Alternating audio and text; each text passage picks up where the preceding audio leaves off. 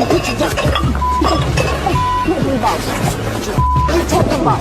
playing. Stop playing. Stop playing. No, hold on. Let go of me. Let go of me. The tension between Mendeecees and Kirk Frost didn't happen overnight. It had been brewing behind the scenes for a long time.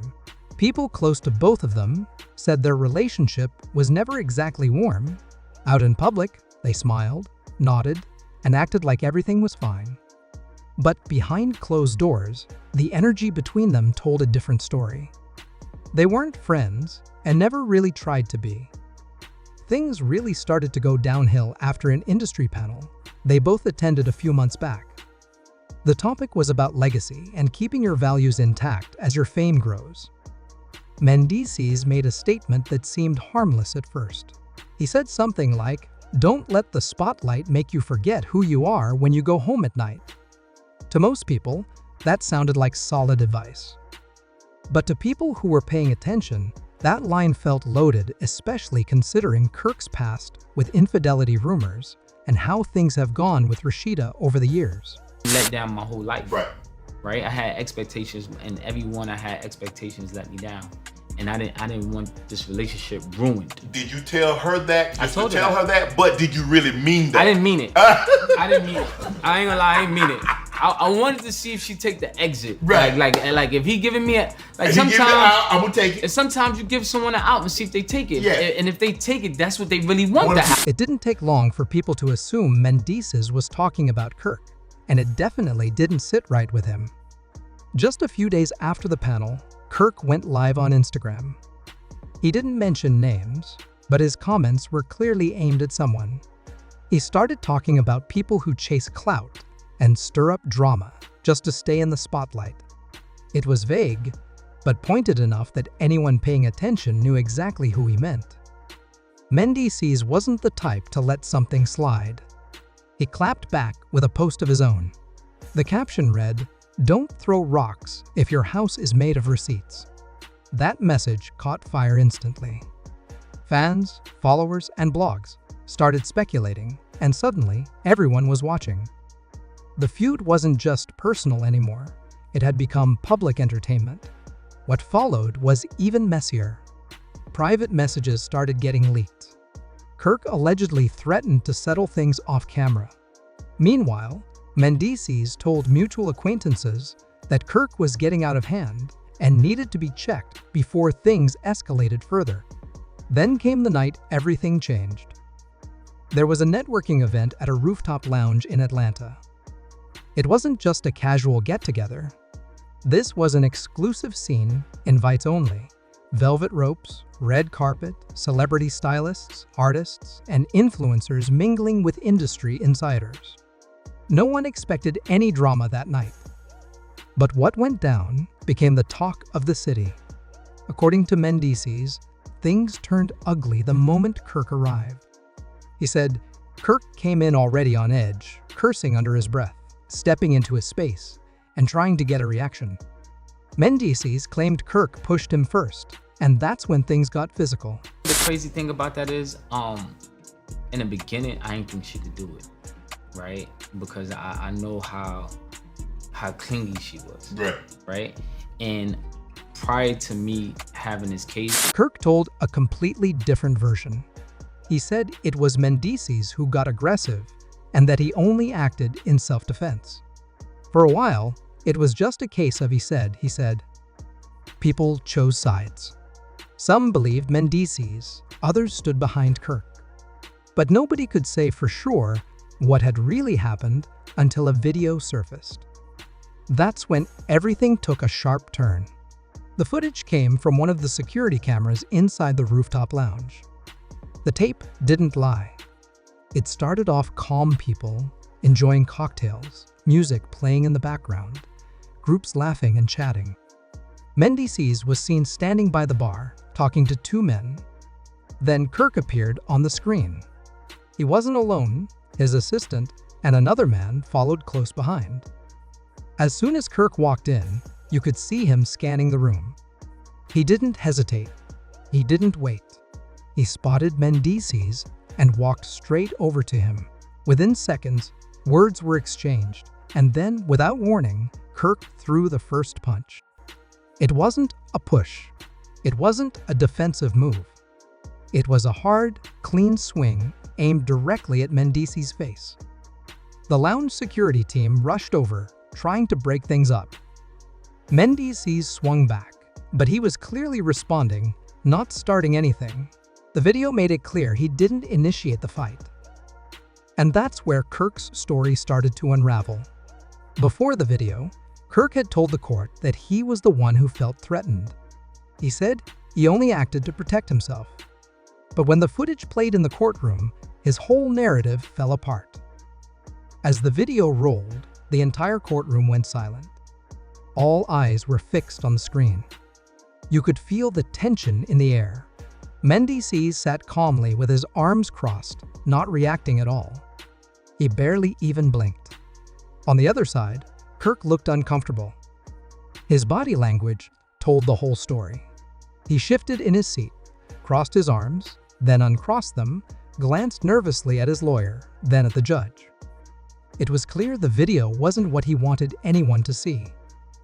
Once the footage clearly showed him walking straight over and attacking first, Kirk's confidence evaporated. It was obvious to everyone in that room he got caught doing exactly what he denied under oath. The energy in the room changed instantly. People in the gallery whispered to each other. Some leaned in closer, almost like they couldn't believe what they were watching. Even the judge paused, took a deep breath, and looked over his notes again before continuing. It was one of those courtroom moments that changes everything. No yelling, no outbursts, just a quiet realization hanging in the air. Kirk had lied. The video proved it. And if that wasn't enough, social media exploded within minutes. The footage leaked online and spread like wildfire. One viral tweet said, "Kirk threw a punch and a lie in the same week. Caught in 4K and still trying to play the victim." Another one read, "He really thought nobody would catch that swing. Man hit like Tyson and lied like a politician." Hit a dark road. And not even one time. You better know how to get through that motherfucker. You better know the path. Because as much as y'all want to talk, Kirk this, Kirk that, Kirk. Bro, how you think your grandmama made it and had your mama to have you? Instagram and TikTok didn't hold back either. The Shade Room comments were brutal.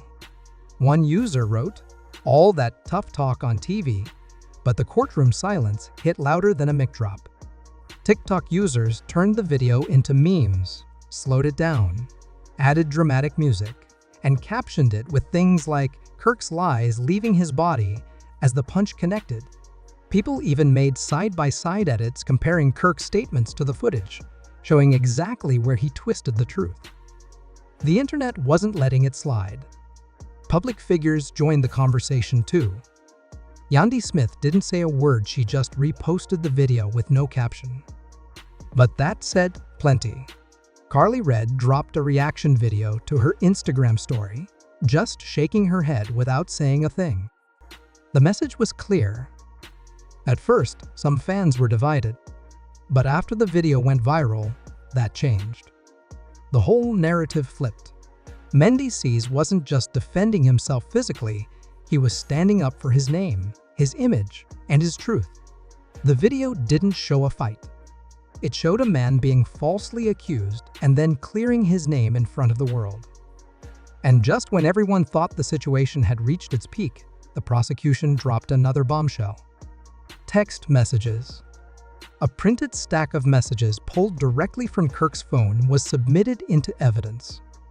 These weren't speculations. They weren't internet rumors.